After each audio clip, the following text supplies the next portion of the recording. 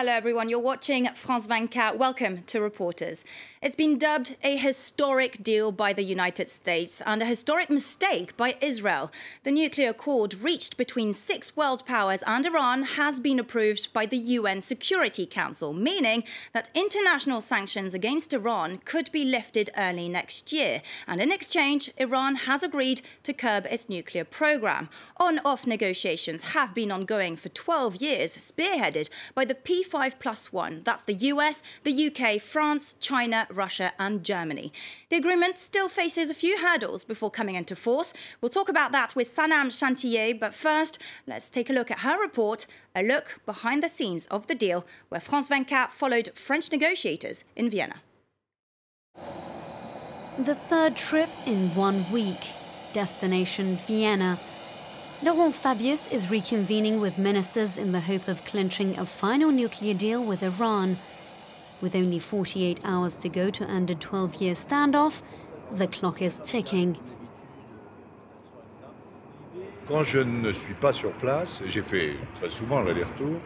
Although I am not constantly there, I still make trips back and forth. I have my political director on the phone, Mr. Rivière, who updates me every morning and every evening. And after our conversations, I give instructions to the delegation. Sometimes I even call my fellow ministers directly. Since 2013, France's hardline has made supporters of an accord nervous. Negotiations unraveled when Paris blocked a deal between world powers and Iran 2 years ago.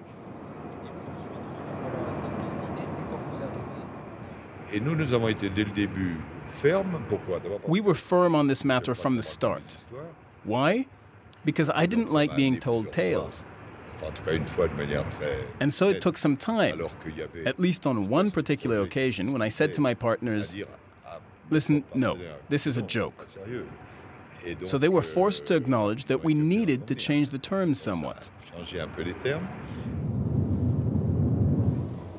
Do you have my suitcase? But this time, France will not derail the process. Public statements are more conciliatory in front of the Palais Coburg, a home away from home for the negotiators, where journalists are camped out day in and day out. Here on the second floor of the Coburg, Federica Mogherini has just received the draft of the final text. The EU foreign policy chief has been front and center in overseeing the talks. Even after official meetings end, the ministers continue working on the Iranian proposal, a game of ping-pong diplomacy. The technical work is moving forward in a rather positive way. I would say that the energy is positive, rather optimistic. What I'll do tonight is read the text, look at the open-ended points and at the open-ended technical and political issues. Then tomorrow early morning, before the meetings start, I'll see that with our teams at the European Union and then discuss them with the ministers. So you have to read this during the night? Yes, of course. How many pages? I haven't counted yet. It's better that way. I think it's about 50 pages.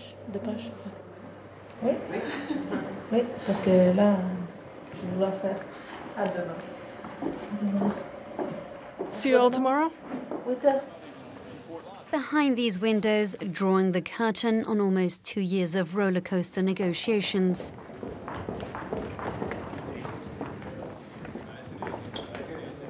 But once the cameras leave, tempers begin to fray at the lack of progress. Thank you all very much. Thank you. Thank you. Then it will be better to end talks immediately. Never threaten an Iranian. Nor a Russian. Once calm restores around the table, diplomats and experts take over. These two experts from the Atomic Energy Commission are embedded in the French delegation. Their job? To revamp the smallest details of the text before coordinating with their partners. We just have to add a new condition. Okay, so at the end of the day, the idea is to say that the current system is a sufficient guarantee. No, but again, I don't agree with the objective. That's not the problem. Problem is, it's not the military that buys materials for Iran's atomic energy organization. They're allowed to violate the resolution on a military level, but if it's nuclear military, then bam. In fact, we try to solve the issues that come up in the negotiations. There's a starting position. Then comes a response from the Iranians and the counter-proposals, most of which are not adequate. They're not fully compatible with our goals. While the French debate amongst themselves, meetings continue at all levels, from ministers to technical experts. After finishing off a one-on-one with Iran's Foreign Minister Mohammad Javad Zarif, Mogherini is now rallying together with her right-hand woman, Helga Schmidt, in what's become a ritual to take stock of the latest developments. Each delegation has its specialists, both civil and military nuclear experts, like Francesco Fini, an international sanctions veteran. I work on the front line, and at this stage of the process, I would rather not say too much because we're really in the final stretch. But sometimes we work on the final proposal and the counter-proposal. But there is still a lot to do in the meetings. Away from the cameras, diplomats confide that over 90% of the final text is already drafted. Most of the technical issues are resolved. The time is ripe for political decisions, and that's left in the hands of the ministers. Well then, what's the latest? Well, sir, in the negotiations, nothing has changed. This means the major challenges remain. What further clarifications can we have? Possible arrangements to access Parchin, and then a commitment to provide access to other sites, but probably not military. They can't exclude the military sites. And there's a formula which enables the agency to meet individuals that are of interest. I need to be sent most of the text by tonight or tomorrow, so that I can tell you my thoughts. By the time you come back tomorrow night, I think we have a better chance of seeing if we're on the right side of the hill. I think, in my opinion, we will then see if this is possible or not. It still remains to be seen where the right side is. A final return trip for Laurent Fabius to Paris, his 6th in 2 weeks. Other ministers have made similar runs to their respective capitals to deal with their domestic files. But John Kerry is the only official to stay in the Austrian capital for the entire duration, a record for a senior US diplomat. During her downtime in her suite, Mogherini keeps an eye on the media coverage of the negotiations. This influences the decisions and the political debates in the countries that are involved in these negotiations. And then the news comes back to the negotiating table. Come in, come in. We go. No, it's fine. There. It's okay. You tell me a little bit before we go? Okay, good. And that's it. Okay. On the same floor on Sunday night, Laurent Fabius convenes with his advisors as the two sides inch even closer to a deal. We have to take a serious look at things. Well, here you are, but done with precision and passing on the changes in real time. I need all the elements by tonight.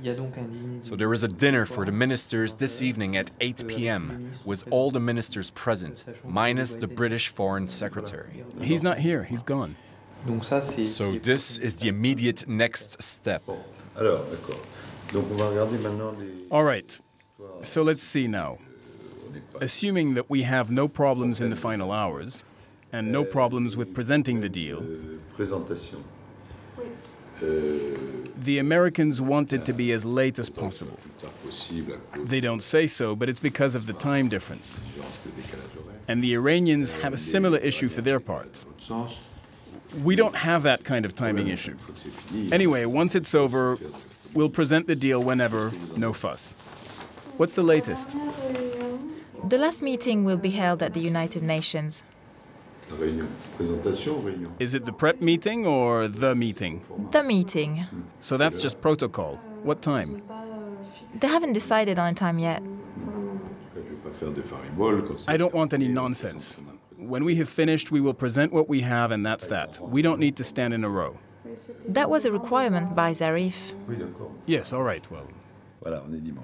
It's Sunday now. And my expectation, which could end up being wrong, is that we will announce the agreement tonight. After the checks and translations of the text are completed by the Europeans, we then have to write a letter to the US to see whether or not the sanctions are lifted. Because that obviously opens trade opportunities, and it's not only Americans who will benefit from this. From the now iconic balcony of the Coburg, the Iranian foreign minister speaks to journalists. Sounding cautiously optimistic, he says another 24 hours are needed, taking us to July the 14th. On Tuesday, after 19 days of negotiations, Iran and the world powers reach a historical agreement. All that remains is translating it and presenting it to the world media. Our Chinese friend said it was done on July 14th expressly for us. Well, I'm not quite sure about that, but it is nice to hear. Behind the scenes, the French joined their P5+1 counterparts. These ministers can finally unwind. I can't believe I actually might be going home. Yeah. There'll be something else somewhere else to do. In Washington. You'll be on the Hill tomorrow?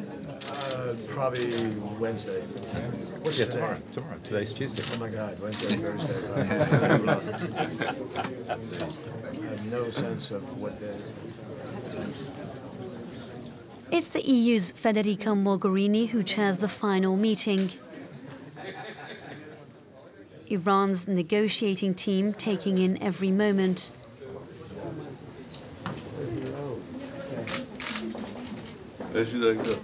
Foreign Minister Zarif joining the men that he'd tirelessly negotiated with.